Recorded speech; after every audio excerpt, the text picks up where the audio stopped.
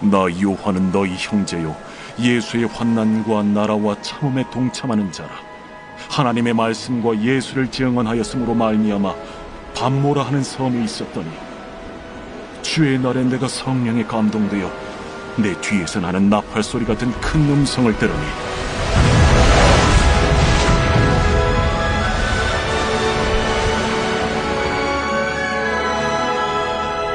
네가 보는 것을 두루마리에 써서 에베소, 서머나, 버가모, 두아디라, 사데, 빌라델비아, 라오디게아에 일곱 교회를 보내라. 몸을 돌이켜 나에게 말한 음성을 알아보려고 돌이킬 때에 일곱 금 촛대를 보았는데 촛대 사이에 인자 같은 이가 발에 끌리는 옷을 입고 가슴에 금띠를 띠고 그의 머리와 털의 희기가 흰 양털 같고 눈 같으며 그의 눈은 불꽃 같고 그의 발은 풀무볼에 단련한 빛난 주석 같고 그의 음성은 많은 물소리와 같으며 그의 오른손에 일곱 별이 있고 그의 입에서 좌우에 날선 검이 나오고 그 얼굴은 해가 힘있게 비치는 것 같더라. 내가 볼 때에 그의 발 앞에 엎드려져 죽은 자같이 되매 그가 오른손을 내게 얹고 이르시되 두려워하지 말라. 나는 처음이요 마지막이니 곧 살아있는 자라. 내가 전에 죽었었노라. 볼지어다 이제 세세토록 살아있어 사망과 음부의 열쇠를 가졌노니 그러므로 네가 본 것과 지금 있는 일과 장차 될 일을 기록하라. 네가 본 것은 내 오른손의 일곱 별의 비밀과 또 일곱 금촛대라. 일곱 별은 일곱 교회의 사자여 일곱 촛대는 일곱 교회리라. 샬롬, 여러분 반갑습니다. 오늘도 큐티로 여는 기막힌 하루입니다. 오늘 우리에게 허락하신 본문은 요한계시록 1장 9절부터 20절까지 말씀이 되겠습니다. 어제 담임 목사님께서 요한계시록을 어렵게 생각하는 분들이 많다고 하셨는데요. 그중 한 사람이 바로 저일 것입니다.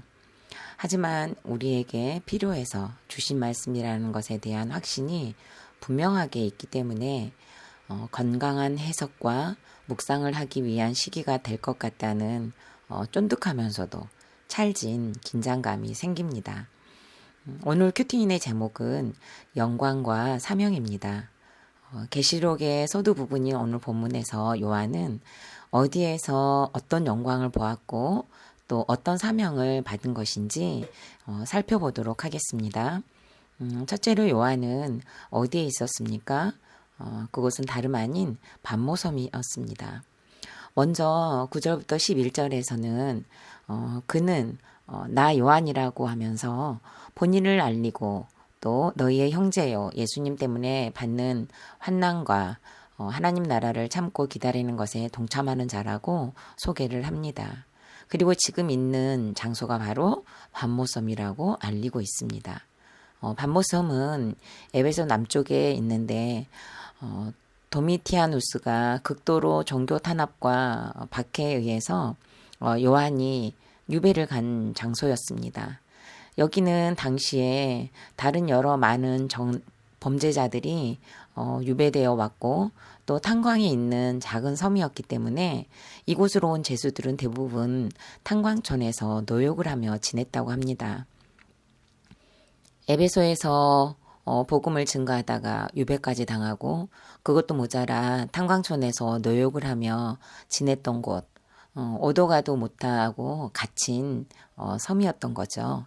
우리에게도 여왕과 같이 오지도 가지도 못하고 묶이고 갇힌 반모섬과 같은 고난과 환경이 있습니다. 저희 교회에서는 어제 2년 8개월 만에 주일학교 아이들이 현장 예배에 와서 예배를 드렸습니다. 그동안에는 라이브 톡으로 그리고 줌으로 예배를 드리다가 만난 아이들은 정말 너무도 엄청나게 성장한 모습을 보여주었습니다. 아이들에게 요즘 힘든 것은 무엇이냐고 물었습니다. 아이들은 자신의 반모섬과 같은 고난을 손을 번쩍번쩍 들어가면서 외쳤습니다. 어떤 친구는 공부가 너무 힘들다고 하고 또 어떤 친구는 숙제가 힘들다고 하고 또 어떤 친구는 토요일에 가는 학원이 힘들다고 했습니다. 그리고 또 운동을 하는 친구는 4시간 동안 얼음판을 뛰어다녀야 하는 것이 너무 힘들다고 나누어 주었습니다. 아이들은 힘든 것이 없을 것 같지만 그렇지 않다는 것을 이제는 우리가 다 알잖아요. 살아있는 우리 모두는 남녀노소를 막론하고 절대치의 고난이 있듯이 각자의 반모섬이 있을 것입니다. 저에게는 지금 뇌출혈 재활 중인 남편과 입시를 준비하고 있는 딸이 반모섬이라고 할 수 있을 것 같습니다. 남편과 딸은 같은 날 정신과 진료를 받고 약을 처방받아서 먹고 있습니다. 딸은 수능이 이번 주 목요일이기 때문에 요즘 온라인 수업을 하고 있거든요. 점심을 먹은 후에 학원을 가는데 학원 가기까지는 정말 침대와 스티커가 되어 일어날 줄을 모릅니다. 수시로 방문을 열고 수업을 듣고 있는지 확인해 주어야 하고 식사도 챙겨 주어야 합니다. 그런데 똑같은 모습으로 남편은 소파와 스티커가 되어 있습니다. 식사 시간이 되면 부르고 불러야 침대에서 소파에서 겨우겨우 일어나고 가만히 놔두면 무기력과 우울함의 그 접착력이 너무 강력해서 일상을 살지 못하는 환경입니다. 그러다 보니 소월의 그림자가 저의 발목을 붙잡고 놓아주지 않는 것 같아서 버티는 것이 쉽지 않고 그러다 보니 웃음도 나오지 않을 때가 있습니다. 해질녘이 되면 하루로 버텼다는 안도감이 들 때도 있습니다. 이러지도 저러지도 못하는 지금 저의 환경이야말로 저에게는 반모섬이라 할 것입니다. 질문해 보겠습니다. 여러분에게 반모섬과 같이 갇힌 사건과 환경은 무엇입니까? 이러지도 저러지도 못하고 우왕좌왕하게 되고 또 갈피를 잡을 수 없는 것 같은 일이 있으십니까? 나의 반모섬을 구체적으로 큐티에 적어보는 적용을 해보시기 바랍니다. 두 번째로 요한은 반모섬에서 그리스도의 영광을 보았습니다. 비록 갇혀있는 반모섬이었지만 갇혀 있었기 때문에 또 보이는 것이 있습니다. 이것이 하나님의 비밀입니다. 안 되는 것 같으나 되어지는 일들이 일어나는 이 엄청난 비밀이 숨어 있는 것이죠. 요한은 반모섬에 갇혀 있었기 때문에 주의 날을 맞이할 수 있었습니다. 이렇게 갇힌 환경과 묶여있는 일상을 살아내는 중에 요한에게 성령의 감동이 임하고 나팔소리와 같은 큰 음성도 듣게 되었습니다. 뿐만 아니라 7교회 사이에 계시고 불꽃 같은 눈과 발은 풀무풀에 단련한 빛난 주석 같고 얼굴이 해같이 힘있게 빛나는 그리스도의 영광을 보게 되었습니다. 요한은 반모섬에서 형제의 마음으로 예수의 환난과 나라와 참음에 동참하는 적용을 하며 갇혀있는 중입니다. 말씀과 예수를 증거하는 이유 때문에 잡혀와 믿고 그것도 모자라 노역으로 힘겨운 하루하루를 살아내고 있었습니다. 누가 보면 요한의 삶은 살 소망이 없어 보일 수도 있고 희망의 불도 이미 꺼진 것 같을 수도 있습니다. 그런데 이렇게 꽉 막힌 것 같이 막힌 환경과 또 소생할 틈이 한 점도 없어 보이는 곳에 바로 이곳에 예수님이 찾아오십니다. 요한은 몸을 돌이키며 주님의 음성을 듣고자 했고 끊임없이 하나님의 말씀을 보고자 했을 것입니다. 갇혀 있어서 다른 것을 들을 수 없고 다른 것을 볼 수 또 없었기 때문에 그러기에 더욱더 말씀에 집중하는 시간을 보냈을 것이라는 짐작을 합니다. 그러고 보니 아무것도 할 수는 없는 환경이야말로 가장 은혜로운 환경일 때가 있습니다. 담임 목사님께서 교회 분란이 일어나 다른 곳으로 사역지를 옮기고 싶으셨으나 갈 곳이 없어서 남아 있었고 또 살기 위해서 큐티를 하셨다는 고백을 자주 하십니다. 목사님께서 갈 곳이 없으셔서 남으셨고 살기 위해 큐티를 하셨기 때문에 우리 안산중앙교회가 지금 그 열매를 충분하게 먹고 마시고 있는 것을 우리 모두 인정하는 사실입니다. 저는 결혼 전까지는 외로움이라는 것을 사실 느껴본 기억이 거의 없는 것 같습니다. 항상 주변에 친구들이 여러 부류로 많았었고 굳이 제가 연락을 하지 않아도 오히려 시간을 쪼개면서까지 만나야 될 정도로 수시로 연락을 해주는 친구들이 참 많았습니다. 그런데 결혼을 하고 난 후 남편과 소통이 안 되는 생활이 길어지다 보니 외로움이라는 것을 알게 되었습니다. 경험해보지 못한 외로움을 만나게 되니 참 힘들었습니다. 어느 날 남편은 거실에 있고 저는 방에 있는데 갑자기 혼자라는 것이 너무 싫고 누군가와 만나서 여기서 누군가는 여자가 아닌 남자를 말하는 거죠. 누군가와 만나서 이야기를 하며 허해지고 배고픈 것 같은 마음을 달래고 싶은 강한 충동이 느껴졌습니다. 그래서 전화기를 붙잡고 통화 기록을 살폈습니다. 이런 통화 기록에는 제일 먼저 눈에 띈 통화 기록은 담임 목사님의 전화번호였습니다. 그리고 또 교역자들, 교회 지체들의 이름이 적혀 있었습니다. 일명 불러내서 외로움을 달랠 만한 사람이 아무리 통화 기록을 밑으로 내려도 단 한 명도 없는 것을 발견했습니다.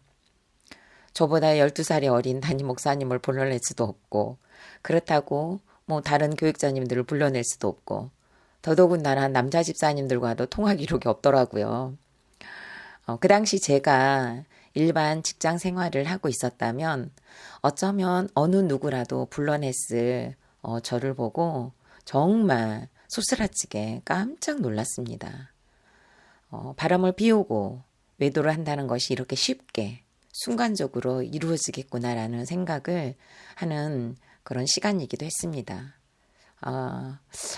나도 그러고 보면 이 영역에서 자유로울 수 없는 사람이라는 것을 사실 깨닫는 날이기도 했습니다.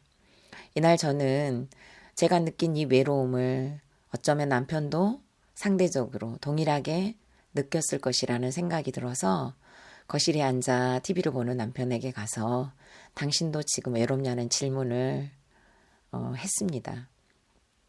남편은 가만히 있더니 잠시 후에 외롭다고 하더라고요. 제가 지금 느끼는 그 외로움을 나누며 남편을 외롭게 한 것이 미안해서 사과를 하고 남편을 안아주며 참 많이 울었었습니다. 그날 제 핸드폰에 담임 목사님의 통화 기록이 가장 상위에 있었다는 것이 감사가 되고 다른 남자들의 통화 기록이 없다는 것이 너무도 감사했습니다. 스스로 가장이 되었을 때는 회개하며 가장의 자리를 내려놓으며 아내의 자리에 갇혀 있었기 때문에 이 계기로 또 저희 부부는 더 깊은 대화와 묵상을 나눌 수 있는 예수 그리스도의 해같이 빛나는 얼굴을 보는 것 같은 시간을 만나게 되었습니다. 어떤 갇힌 환경이나 사건이나 어떤 고난에서든지 우리가 보는 것은 예수 그리스도여야 합니다. 그리고 예수 그리스도를 보여주십니다. 세 번째로 요한은 밤모섬에서 사명을 받습니다. 갇혀있는 환경에서 성령의 감동으로 그리스도의 영광을 보게 되는 요한은 사명을 받습니다. 11절 말씀에서 내가 보는 것을 두루마리에 써서 7교회 보내라고 하셨습니다. 그리고 또 말씀하시기를 19절에서 내가 본 것과 지금 있는 일과 장차될 일을 기록하라고 하십니다. 요한은 그리스도의 영광을 보게 되자 그대로 엎드려 죽은 자 같이 되었습니다. 한 점의 죄가 없으신 주님의 영광을 본 요한은 죄로 물든 자신을 엎드러뜨릴 수밖에 없었을 것입니다. 사명은 펄펄 살아서 난동을 피우는 자에게 임하는 것이 아니라 엎드러져 죽은 자와 같은 자에게 임합니다. 그리고 엎드러져 죽은 자와 같은 요한의 연약함을 아시고 손을 얹어 두려워 말라고 위로해 주시며 처음이요 나중이라고 하시며 전에 죽었으나 이제 살아있어 사망과 음부의 열쇠를 가지고 있다고도 말씀해 주십니다. 우리도 가정에서 구원을 위해 엎드러져 죽은 자같이 되어질 때 사명을 받습니다. 배우자의 구원을 위해 죽은 자처럼 순종하고 섬길 때, 자녀의 구원을 위해 죽은 자가 되어 자녀의 질긴 분노와 상처를 받아낼 때 그 몸부림들이 결국은 사명이 됩니다. 저에게 있어 무기력과 우울감으로 물먹은 스펀지처럼 처져 있는 남편과 딸에게 갇혀 있는 환경에서 말씀 앞에 엎드러져 죽은 자와 같이 되어야 하는데 저도 남편과 딸의 우울감에 엎드러져 자꾸 힘을 잃어 무기력해지는 모습을 순간순간 만납니다. 그러다가 다시 말씀을 붙들고 몇 자라도 적으면서 파수꾼처럼 씻으세요, 씻어라, 식사하세요, 밥 먹어라 이렇게 외치는 그냥 외치기만이라도 하는 그 작은 적용을 하면서 사실 발버둥을 치고 있는 중입니다. 오늘 또 말씀을 준비하면서 갇혀있는 밤모섬에서 그리스도의 영광을 보고 사명도 받는 장면을 몇 번이고 읽고 또 읽으면서 오늘 저에게 허락된 시간이야말로 예수님을 만나고 사명을 받는 최고의 환경이라는 것이 믿어지는 것 같습니다. 그리고 다시 살아계신 예수님을 만나게 되는 시간이 되기도 했습니다. 요한이 본 것과 지금 있는 일과 장차될 일을 기록하는 사명을 받은 것처럼 저와 여러분도 본 것과 있는 일들과 장차될 일을 기록하고 보여주는 사명의 길을 가기를 소망합니다. 저는 얼마 전까지만 해도 그날 큐티를 묵상하는 글을 기록했었습니다. 그리고 제가 아는 분들께 카톡으로 보내는 적용을 했었어요. 대략 거의 한 80여 분들께 이 카톡 내용을 보냈었는데 새벽 설교와 수요 설교 간격이 이게 좁혀지게 되면서 사실상 글로 기록하는 것을 멈춘 상태입니다. 어느 날 단톡방에 성당에 다니는 언니가 계시는데요. 왜 글을 올리지 않냐면서 다시 글을 읽고 싶다고 하셨습니다. 그날 그 이야기를 들으며 이제 다시 글을 기록하는 것을 시작하려는 신호구나라는 생각을 했지만 미루고 있었습니다.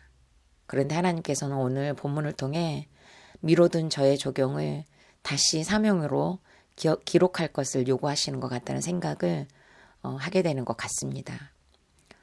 날마다 3시간에서 5시간씩 책상에 앉아서 묵상 글을 기록하는 것이 쉽지 않더라고요. 굉장히 고단하고 또 어릴 때 일들 그리고 특히 묵상을 하다 보면 아픈 시간을 묵상하고 안 된 일을 묵상하고 또 죄를 묵상하고 자꾸 묵상해야 되잖아요. 이게 굉장히 고단하더라고요. 일기처럼 쓰는 묵상글이지만 그게 쉽진 않더라고요. 그런데 설교를 한다는 것으로 핑계를 대고 농구렁이처럼 지금 제가 회피를 하고 있는 거죠. 지금 이러고 있는 저에게 저만의 밤모섬에서 보는 것을 써서 보내라고 다시 한번 말씀하시는 것 같습니다. 질문해 보겠습니다. 여러분은 큐티를 귀로 합니까? 입으로 합니까?